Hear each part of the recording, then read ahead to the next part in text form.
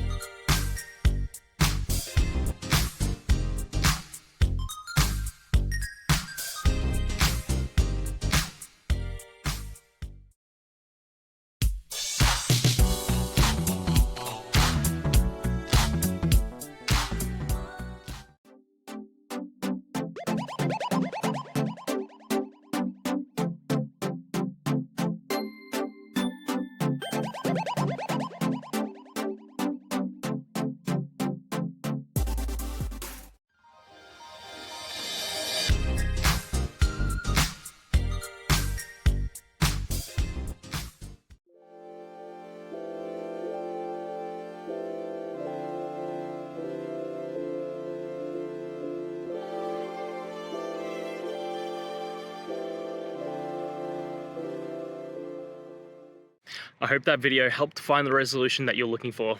And if it did, please, I'd appreciate it if you could hit subscribe. Until the next time that you need more technical help, I hope you have a great one. See ya.